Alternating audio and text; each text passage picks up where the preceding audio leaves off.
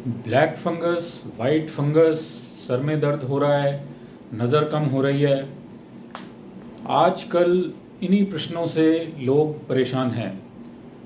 हाय, मैं doctor Pawan Gupta, eye specialist. आज हम इन्हीं सभी चीज़ों के बारे में बात करेंगे कि जो पेशेंट्स कोविड से रिकवर कर चुके हैं या रिकवरी की फ़ेज़ में हैं, उनको आई रिलेटेड क्या क्या प्रॉब्लम आ सकती है। इसको हम post Covid I related problems भी कह सकते हैं। इन प्रॉब्लम्स को मुख्य रूप से हम 3 कैटेगरीज में डिवाइड कर सकते हैं: माइल्ड, मॉडरेट एंड सीवियर।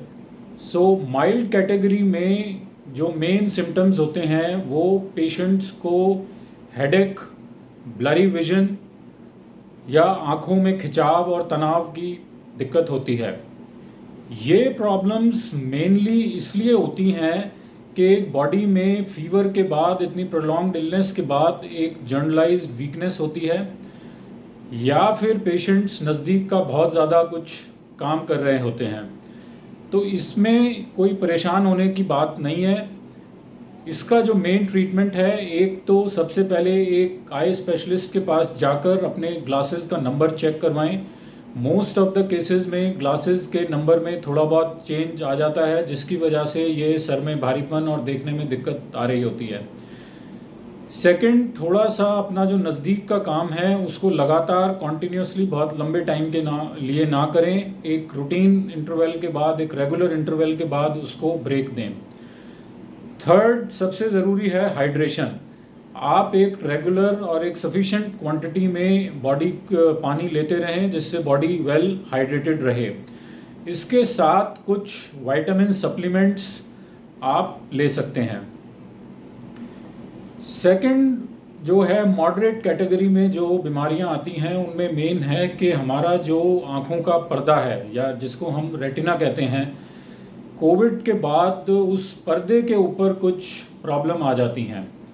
उन प्रॉब्लम्स में मेन ये है कि जो हमारे पीछे खून की नाड़ियां हैं या जो ब्लड वेसल्स हैं वो ब्लॉक हो जाती हैं, जिसको हम वेनस ऑक्लूजन कहते हैं। सेकंड, इसमें पर्दे के पीछे पानी इकट्ठा हो जाता है या फिर पर्दे के ऊपर सूजन आ जाती है। लेकिन जितनी भी ये प्रॉब्लम्स हैं, इनमें कोई पैनिक होने की आप लोगों को ज़रूरी नहीं है। मेजॉरिटी ऑफ इलनेसेस ट्रीटेबल हैं। अगर आपको इनमें से कोई भी दिक्कत होती है तो जो लक्षण आप फेस करेंगे वो ये कि सडनली आपको लगेगा कि आपकी नज़र कम हो गई है, आँख के आगे कोई काला धब्बा सा आ गया है और आप सेंटर में एक बहुत अच्छी तरह फोकस नहीं कर पा रहे हैं। अगर आपको ऐसा कुछ भी लगता है तो आप तुरंत अपने आई डॉक्टर से जाके मिलें। वो आपकी एक डिटेल एग्जामिनेशन करेंगे, जिसमें आपकी विजन, चश्मे का नंबर, एक आई ड्रॉप डाल के आँखों की पुतली फैलाकर पीछे पर्दे की जांच। अगर उसमें पर्दे के अंदर कोई प्रॉब्लम आती है तो आगे कुछ और इन्वेस्टिगेशन, एंजियोग्राफी या ओसीटी एडवाइस की जा सकती है, जिससे आपके रेटिना की और डिटेल इन्वेस्टिगेशन होके फर्दर ट्रीटमेंट किया जा सकता है। ट्रीटमेंट ऑप्शंस जो इसमें अवेलेबल हैं वो इंजेक्शंस या मेडिकेशन के द्वारा ये ठीक किया जा सकता है, बट मेन आपको ये बताने का पर्पस ये है कि इसमें आपको घबराने की या पैनिक होने की ज़रूरत नहीं है। मेजॉरिटी ऑफ इलनेसेस इसमें ट्रीटेबल हैं। अब जो थर्ड और थोड़ी सीरियस कैटेगरी की जो डिजीज़, और जो आजकल हर जगह अखबारों में, टीवी में, जो सब जगह ब्लैक फंगस, वाइट फंगस करके इन लोगों ने एक पैनिक सा किया हुआ है और पेशेंट्स भी काफ़ी डरे हुए हैं कि आखिर ये है क्या। तो सबसे पहले आप ये जान लीजिए कि ये ब्लैक फंगस और वाइट फंगस कोई टर्म नहीं है, ये मिसनोमर है, ये गलत इसको बुला रहे हैं लोग। इसको बेसिकली हम कहेंगे कि बॉडी के अंदर एक फंगल इन्फेक्शन हो गया है। अब ये फंगल इन्फेक्शन होता कैसे है? ये फंगस के स्पोर्स नॉर्मली हमारे इन्वायरमेंट में प्रेजेंट होते हैं, हमारी हवा के अंदर प्रेजेंट होते हैं, और जब हम सांस लेते हैं तो ये सांस के साथ हमारी अंदर जाते हैं और बाहर आते हैं। लेकिन एक नॉर्मल आदमी में, जिसको कोई बीमारी नहीं है, जिसकी इम्यूनिटी अच्छी है, उसके अंदर ये फंगस जो है ग्रो नहीं कर पाती, क्योंकि बॉडी का एक इम्यून सिस्टम जो है, जो एक इन्फेक्शन से लड़ने की जो टेंडेंसी है बॉडी की, वो इन इन्फेक्शंस को, इन फंगसेस को ग्रो नहीं करने देती। परंतु कुछ सर्कमस्टेंसेस में या कुछ ऐसे जो लोग हैं जिनके अंदर हमारी इम्यून रिस्पॉन्स या इम्यूनिटी वीक हो जाए, या ऐसी कंडीशंस हो जाएं जिसमें ये फंगस आसानी से ग्रो कर सकती है। अब ये फंगस बेसिकली ग्रो कैसे करती है? ये मेनली या तो आपके जो शरीर के सरफेसेस, जो म्यूकस मेम्ब्रेन्स हैं, मुंह के अंदर ग्रो करेगी, या जो हमारे ब्लड वेसल्स हैं उसके अंदर ग्रो करती है। तो ये ब्लैक फंगस जो लोग बोल रहे हैं या म्यूकर माइकोसिस, ये मेनली हमारे ब्लड वेसल्स के अंदर ग्रो करती है। और जब ये ब्लड वेसल्स के अंदर ग्रो करती है तो ये ब्लड वेसल्स को ब्लॉक कर देती है। और जहाँ जहाँ ये ब्लड वेसल ब्लॉक हो जाते हैं और ये ब्लड वेसल जिन ऑर्गन्स को सप्लाई कर रहे होते हैं, उन ऑर्गन्स की ब्लड सप्लाई भी अफेक्ट होती है। अब एक बार शरीर के जिस हिस्से को ब्लड सप्लाई मिलनी बंद हो जाए तो वो धीरे धीरे करके काला पड़ना शुरू हो जाता है। वो काला पड़ने का मतलब ये नहीं है कि वहाँ पे फंगस ग्रो कर गई है, वो काला इसलिए पड़ा है कि उस एरिया की ब्लड सप्लाई बंद हो गई है। ये आप लोगों को समझना बहुत ज़रूरी है। अब सेकंड इशू इसमें ये है कि भाई कौन कौन से वो लोग हैं जिनमें इस फंगस के होने के चांसेस ज़्यादा हैं। तो इसमें सबसे पहले जो आपको ये जानना होगा कि इसका एक कोई लक्षण या एक कोई ऐसा कारण नहीं है जिसकी वजह से हम कहें कि भाई इस कारण से ये फंगस हो जाएगी। इसको हम कहते हैं मल्टी फैक्टोरियल डिजीज़, के इसमें बहुत सारे फैक्टर्स रोल प्ले करते हैं जिसकी वजह से ये एक फंगस शरीर में आ जाती है, जिसमें मेन है अनकंट्रोल्ड डायबिटीज़, स्टेरॉइड्स, और अगर पेशेंट की इम्यूनिटी ठीक नहीं है, प्रोलॉन्ग्ड हॉस्पिटलाइजेशन, लंबे समय के लिए अगर पेशेंट हॉस्पिटल के अंदर एडमिटेड है, पेशेंट को अगर वेंटिलेटर लगा हुआ है, या उसकी हाइजीन पुअर नहीं है। हम लोगों को ये समझने की ज़रूरत है कि इनमें से कोई भी एक अकेला फैक्टर इस फंगस को आसानी से नहीं पनपने देता शरीर में। डायबिटीज़ जो लोग बात कर रहे हैं या अनकंट्रोल्ड डायबिटीज़, हमें ध्यान में रखना चाहिए कि India is the diabetic capital of the world. और ये कोविड से पहले इतने ज़्यादा हमने इस म्यूकर के केसेस नहीं देखे। तो alone uncontrolled diabetes is not a very high risk factor.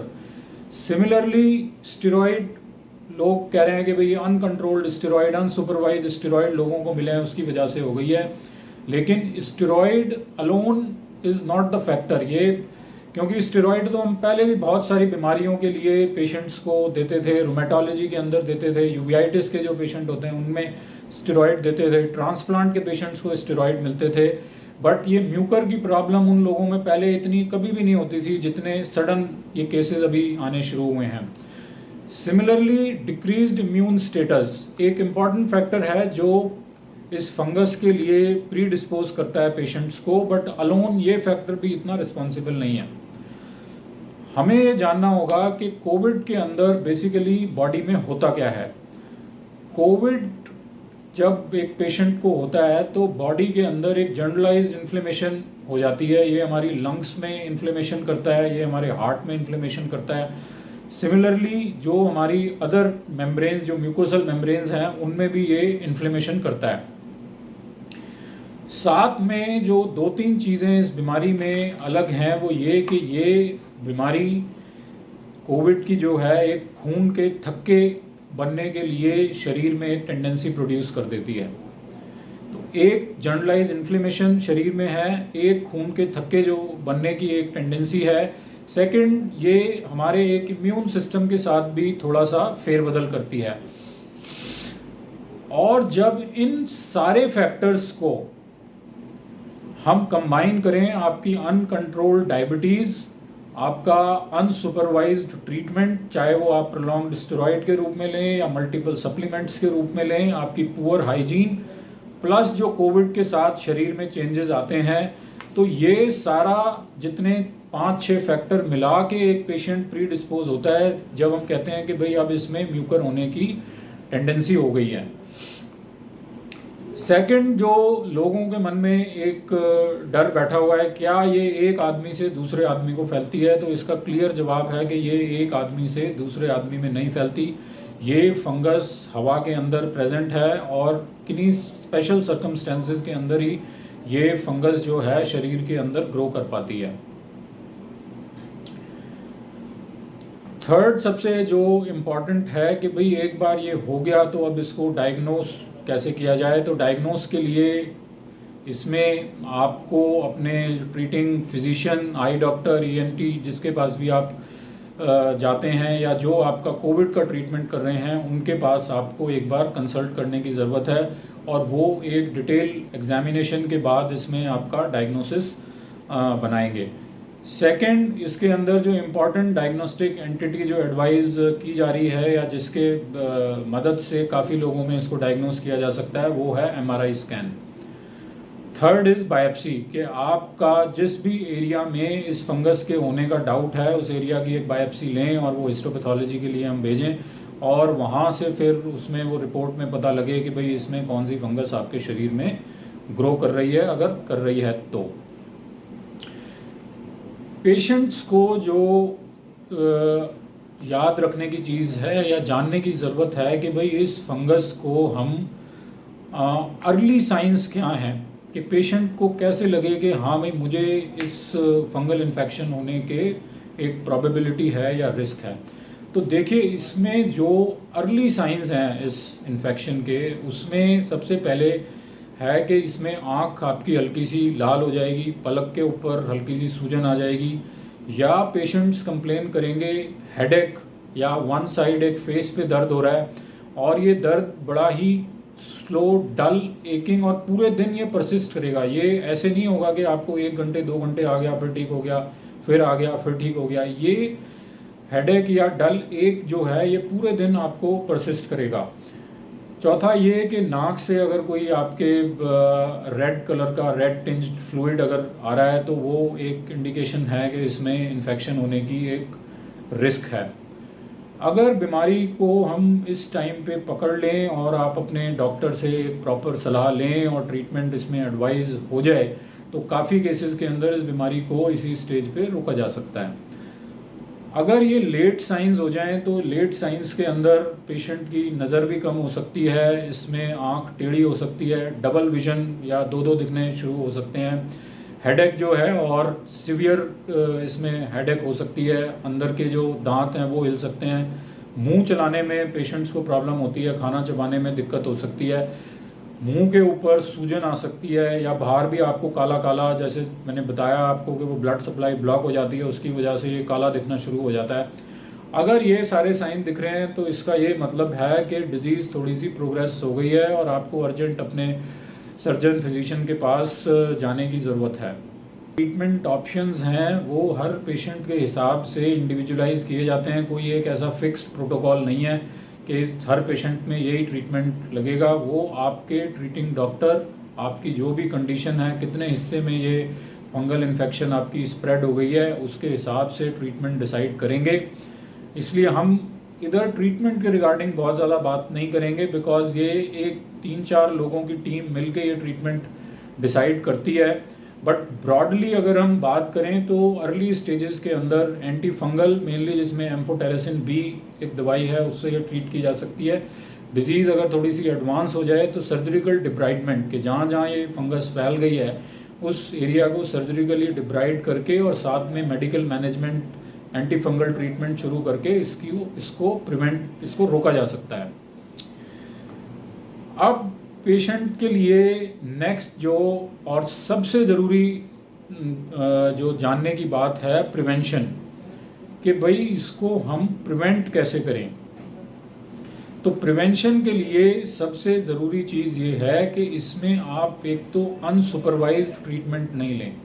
हमारी नॉलेज में जो सबसे बड़ी बात आई है कि अनसुपरवाइज्ड, के लोग अपने आप ही व्हाट्सएप मैसेज देख देख के ट्रीटमेंट शुरू कर रहे हैं और किसी भी एक क्वालिफाइड डॉक्टर से कंसल्ट नहीं कर रहे। अगर आपको डायबिटीज़ है तो आप अपनी डायबिटीज़ को बहुत अच्छी तरह वेल कंट्रोल्ड कीजिए, उसको सुबह शाम मेज़र कीजिए, अपने डायबिटोलॉजिस्ट के कांस्टेंट टच में रहिए, बिकॉज डायबिटीज़ फ्लक्चुएशन एक मेजर रिस्क फैक्टर है। स्टेरॉयड इनटेक जो है वो सुपरवाइज्ड ही होना चाहिए, और अगर प्रोलॉन्ग्ड स्टेरॉयड की आपको किसी भी कंडीशन के लिए ज़रूरत है तो बिल्कुल अपने आप उसको नहीं शुरू कीजिए। आप जो भी आपके ट्रीटिंग डॉक्टर हैं उनकी सलाह के साथ ही उसको स्टार्ट कीजिए, और ड्यूरिंग स्टेरॉयड इनटेक अपनी डायबिटीज़ और ब्लड प्रेशर दोनों का ध्यान रखिए। Second is your hygiene. एक हाइजीन का बहुत इंपॉर्टेंट रोल है। थर्ड, इसमें पानी पीते रहें, हाइड्रेशन बहुत ज़रूरी है। और चौथा और सबसे ज़रूरी है इसमें मास्क। कई पेशेंट्स जो हैं मास्क को बार बार रीयूज़ कर रहे हैं। अब इसमें देखिए मास्क में होता क्या है, मास्क के अंदर जब आप उसको लगाते हैं तो उसका अंदर का जो सरफेस है वो मॉइस्ट हो जाता है, और उसमें एक टेंडेंसी होती है कि वहाँ पर ये फंगस ग्रो कर सकती है। और जब आप सेम मास्क को रीयूज़ करेंगे तो आप स्लाइटली थोड़े से इस इन्फेक्शन के लिए प्रोन हो जाते हैं। तो अगर आप इसमें क्लॉथ मास्क, कपड़े का मास्क यूज़ कर रहे हैं तो उसको आपने डेली वॉश करना है और उसको अच्छी तरह ड्राई करना है। वो वेट नहीं, गीला नहीं होना चाहिए, अच्छी तरह सूखा हुआ होना चाहिए, फिर आप उसको रीयूज़ कर सकते हैं। अगर आप 3 प्लाई मास्क यूज़ कर रहे हैं तो बेटर है कि आप उसको डिस्कार्ड कर दें। लास्ट में अपनी डाइट और इम्यून लेवल, इन सब चीज़ों को आप मेंटेन करके रखिए। तो हमारी सलाह पेशेंट्स को यही है कि आप इसमें लेट स्टेज तक वेट ना करें। अर्ली साइंस मिलते ही या हल्का सा भी आपको अगर डाउट हो कि आपको ये म्यूकर हो सकती है तो आप तुरंत डॉक्टर से मिलें। हालांकि पोस्ट कोविड के अंदर इसकी जो इंसिडेंस है वो काफ़ी कम है। ऐसा नहीं है कि हर जिस पेशेंट को कोविड हुआ है और जिसको स्टेरॉइड मिले हैं या हर जो डायबिटिक है उसको ये म्यूकर माइकोसिस हो ही जाएगी। इंसिडेंस काफ़ी कम है, लेकिन डिजीज़ काफ़ी सीरियस कैटेगरी की बीमारी है, तो इसलिए इसमें एडवाइजेबल यही है कि इसको इग्नोर ना करें, और जैसे ही आपको हल्का सा डाउट हो तो अपने आई स्पेशलिस्ट या ENT स्पेशलिस्ट से तुरंत कंसल्ट करें। उम्मीद करते हैं कि इस डिस्कशन के बाद आपकी जो इस फंगल इन्फेक्शन को लेके या जो ब्लैक फंगस है, आपकी एंग्जाइटी और एप्रीहेंशन कुछ कम हुई होगी। धन्यवाद।